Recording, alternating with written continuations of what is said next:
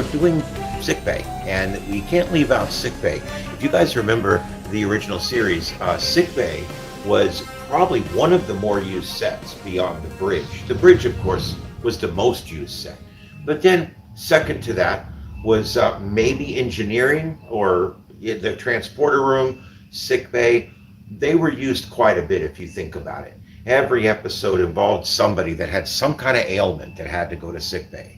And so I have a funny feeling that this was probably one of the top 4 or 5 sets that were used back in Desilu. Now, when we take our set tour, this door is towards the back of the set, near where you come in for the tour.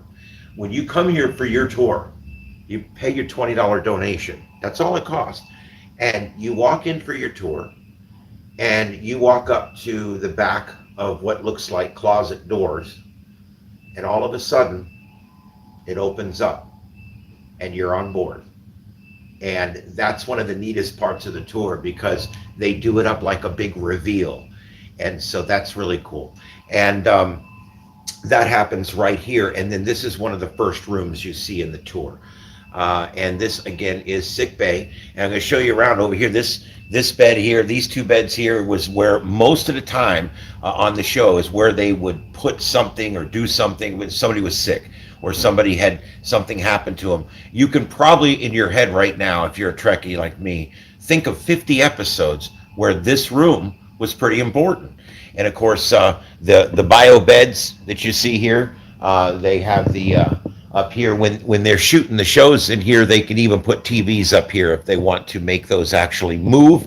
That's what they did. Or they can green screen it in post-production.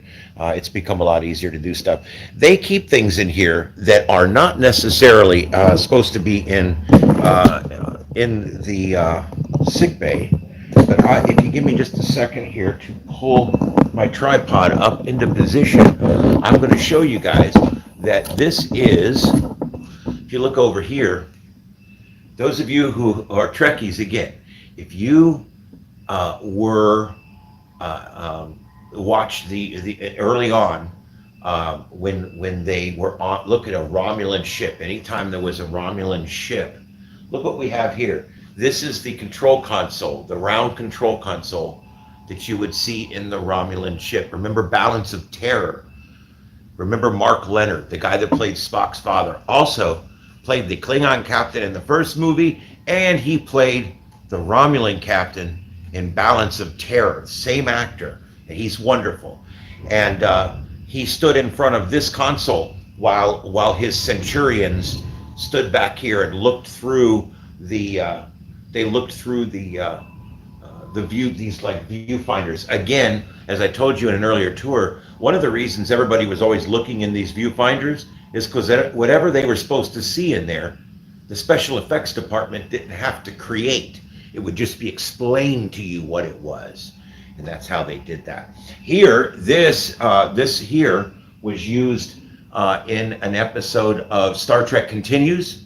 It's a great episode. They find an older version of Captain Kirk. That's all I'm going to tell you.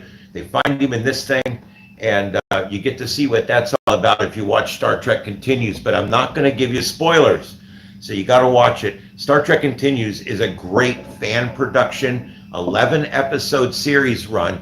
It's basically the 4th and 5th seasons of the original series, and it's really, really cool. All right, so over here, you can see that this kind of production things here, and there's the other side of that. Uh-oh. Yeah, there we go. And over here, we've got the table, and this is, look at the spray bottles there. You see, there was always spray bottles and condiment bottles around the sets where the lab set, which was actually 2 rooms over in the original setup,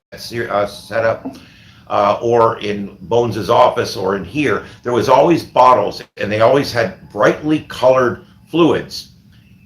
I want you to think about something. Look at all the beautiful colors behind me. Everything in this set, my red shirt, the gold shirts that were actually kind of green, and the blue shirts. Why did they use all these colors? Why? Why? Because Star Trek was made in the mid 60s. It was the dawn of color television. And everything had to be brightly colored. They washed the walls of the ship with every color you can imagine. And they did it because they wanted it to be in living color, because they wanted people to buy those color televisions. A lot of people were still watching Star Trek in black and white. And then they would go to work and they would talk to their coworkers, and they were watching it on color TV, on a Zenith or an RCA or whatever kind of TV they were watching at the time.